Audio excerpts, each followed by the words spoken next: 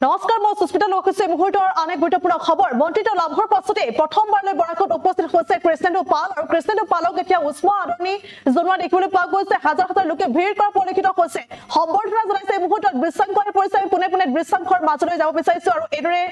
এতিয়া দেখিবলৈ পোৱা গৈছে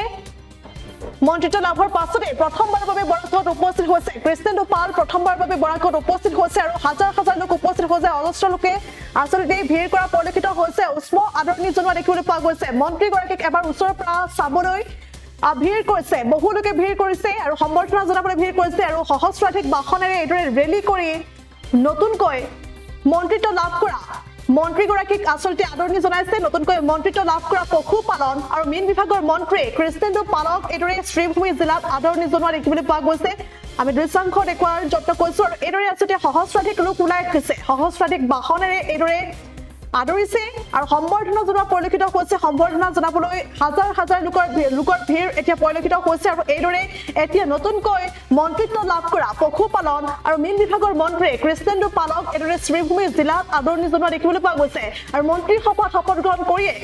আজিৰ দিনত প্ৰথমবাৰৰ বাবে আসলে বৰাকত উপস্থিত হৈছে পশুপালন আৰু মীন বিভাগৰ মন্ত্ৰী কৃষ্ণেন্দু পাল আৰু কুম্ভীৰগ্ৰাম বিমান বন্দৰত অৱতৰণৰ পাছৰে পৰা এইদৰে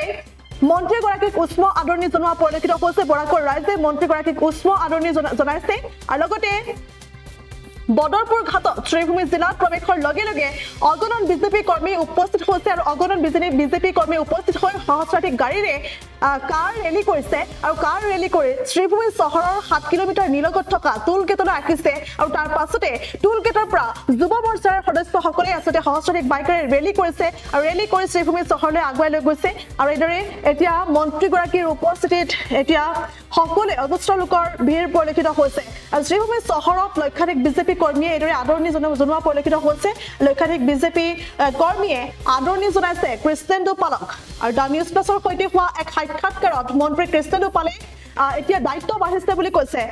পূৰ্বতকৈ আসলে দায়িত্ব বাঢ়িছে আৰু এক দা নিউজ প্লাছৰ এক সাক্ষাৎকাৰত এইদৰে এতিয়া মন্তব্য কৰিছে যে পূৰ্বতকৈ আসলে কৃষ্ণেন্দু পালে এতিয়া দায়িত্ব বঢ়া বুলি কৈছে আৰু লগতে অসমৰ উন্নতিৰ স্বাৰ্থত এতিয়া ভগৱানৰ সহায় কামনা কৰিছে মন্ত্ৰীগৰাকীয়ে আৰু লগতে বিজেপিৰ নেতাসকলৰ লগতে অসম গণ পৰিষদৰ নেতৃবৰ্গও এতিয়া গামোচা আৰু ফুলৰ মালা পিন্ধোৱা দেখিবলৈ পোৱা গৈছে এইদৰে এতিয়া অসম গণ পৰিষদৰ নেতৃবৰ্গও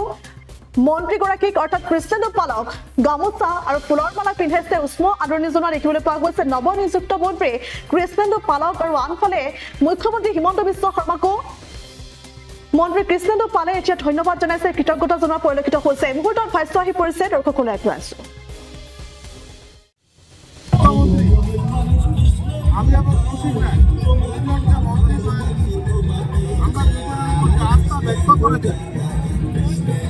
কৃতজ্ঞতা স্বীকার করছি মুখ্যমন্ত্রীর যে আস্থা এবং বিশ্বাস যে আমরা যাতে ভালোভাবে কাজ করতে পারি বরাক উপত্যকা থেকে আরম্ভ করে সমগ্র আসামে প্রত্যেক এলাকায় যাতে ভালোভাবে কাজ করতে পারি সব জাতি জনগোষ্ঠীর সব ধর্মের লোকের হয়ে ভালোভাবে যাতে কাজ করতে পারি এটি ভগবানের কাছে প্রার্থনা করছি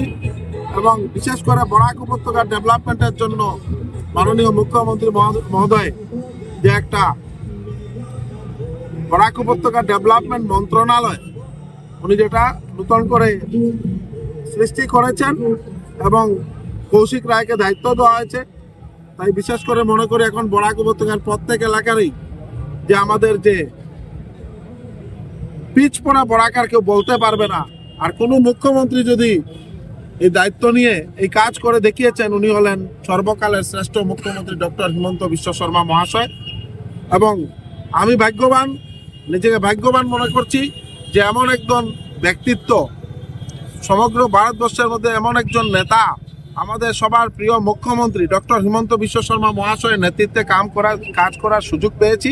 আমি যাতে ভালোভাবে সব সময় সব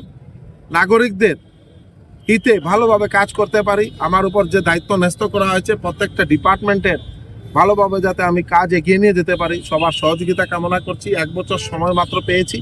তার মধ্যে চেষ্টা করব যাতে প্রত্যেকটা ডিপার্টমেন্ট ভালোভাবে পরিচালনা করে এগিয়ে নিয়ে যাওয়া আপনাদের সবার সহযোগিতা আশীর্বাদ কামনা করছি মুখ্যমন্ত্রী জনে যে আমার বরাকত দুজন মিনিস্টার দিলে দুজন ক্যাবিনেট বিশেষ করে আমার করিমগঞ্জ শ্রীভূমি ডিস্ট্রিক্টত বহুত দিনৰ মূৰত এজন মিনিস্টার পাইছো মাননীয় কৃষ্ণেন্দু পাল মহাশয় ওনাকে অনেক অনেক শুভেচ্ছা আর আমাদের বদরপুরের যিমান হেৰি আছে ৰাইজ আছে সবে তাক তেওঁক স্বাগতম জনাইছে আৰু আমাৰ কৰিমগঞ্জৰ শ্ৰীভূমি ডেভেলপমেণ্ট হ'ব ভাল হ'ব এই কেইদিনমান সব গোটেইখিনি মানুহ মিলি বহুত কমিউনিটি মিলি চলিব আশা কৰোঁ যে নেক্সটত দুজন মিনিষ্টাৰে ভাল বৰাকৰ কাৰণে ভাল এটা ডেভেলপমেণ্ট কৰিব এইটো আশা কৰি আছোঁ আপুনি এক্সপোৰ্ট ইম্পোৰ্ট আপুনি ভাইস প্ৰেচিডেণ্ট আপুনি এসোসিয়েশনৰ ফালৰ পৰা কিবা সম্বৰ্ধনা জনাই আছে হয় এছ'চিয়েশ্যনৰ ফালৰ পৰা আমাৰ কৰিমগঞ্জত হৈ আছে বদৰপুৰ হৈ আছে আৰু বাবা হোটেলৰ ওচৰত হৈ আছে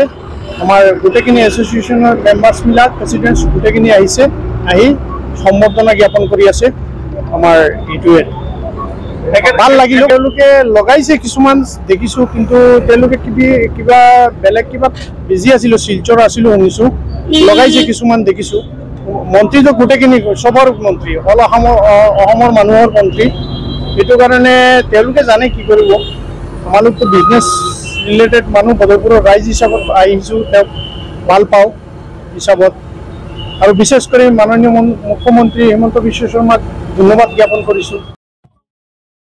যিকোনো খবৰৰ বাবে যোগাযোগ কৰক 7099017330 লগতে 7099017110 নম্বৰত